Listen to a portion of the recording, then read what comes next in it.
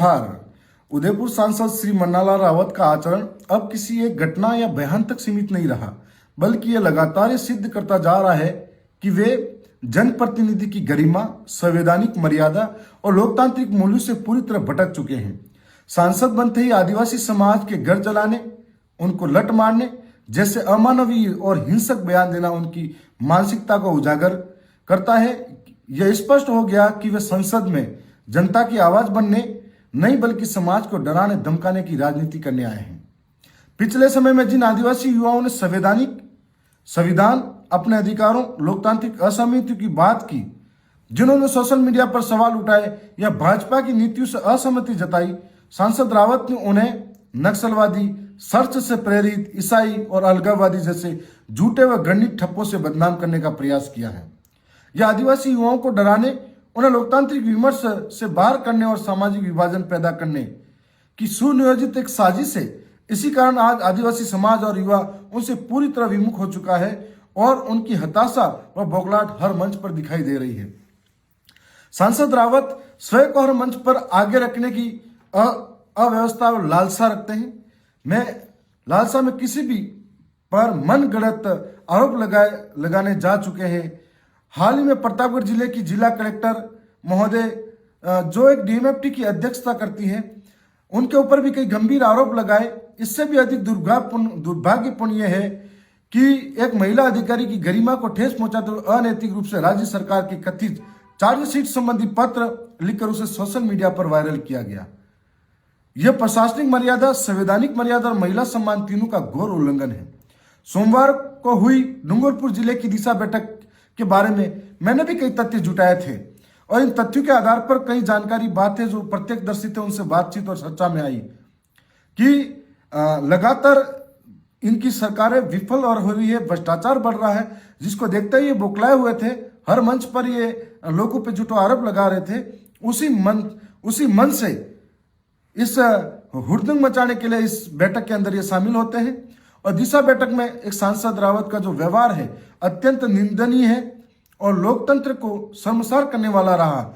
उन्होंने जानबूझकर बैठक में बखेड़ा खड़ा किया, बैठक को निष्फल करने का प्रयास किया और यहां तक कि बैठक के अध्यक्ष के साथ में गाली गलौज जैसी अमर्यादित हरकतें की। जबकि दिशा बैठक का स्पष्ट प्रावधान है कि एजेंडा अनुसार चर्चा होती है और अध्यक्ष की अनुमति के अन्य किसी भी विषयों पर चर्चा की जा सकती है। लेकिन सांसद रावत केवल वही चर्चा चाहते थे जो उनके व्यक्तिगत और राजनीतिक एजेंडों के अनुकूल हो। सबसे गंभीर तथ्य यह है कि भ्रष्टाचार जैसे महत्वपूर्ण मुद्दों पर चर्चा नहीं होना देना चाहते हैं। हमें जनता को आज बताना चाहिए कि किस प्रकार से राजीविका, महिला एवं बाल विकास, शिक्षा जैसे जनहित के विषयों पर चर्चा रोकने का प्रयास किया।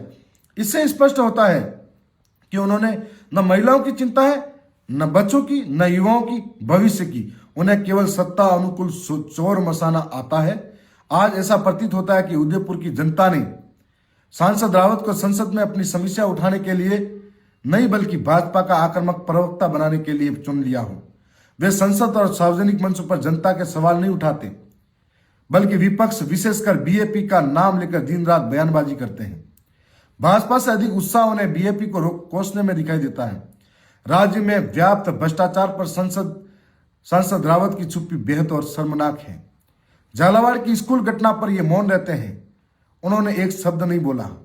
भाजपा के विधायक के ऑन कैमरा कमीशन लेते पकड़े जाने पर मौन रहते हैं। टीएडी का करोड़ों का घोटाला होता है, उस पर मौन रहते हैं। टीएडी के बजट लैप्स होने पर आदिवासी बच्चों के मामले में मौन होते हैं।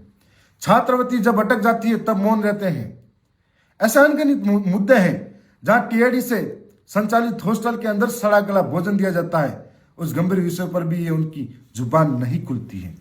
लेकिन सुबह से आधी रात तक बीएपी का रट्टा लगाने में उन्हें कोई संकोच नहीं होता। केवल 1 वर्ष के ही कार्यकाल के अंदर सांसद मन्नालाल रावत चारों दिशाओं में विवादों से घिरे हुए हैं। उनका यह आचरण व उदयपुर लोकसभा क्षेत्र में हित में बिल्कुल भी नहीं है। आदिवासी समाज के और न ही लोकतंत्र के जनता भली भांति समझ चुकी है।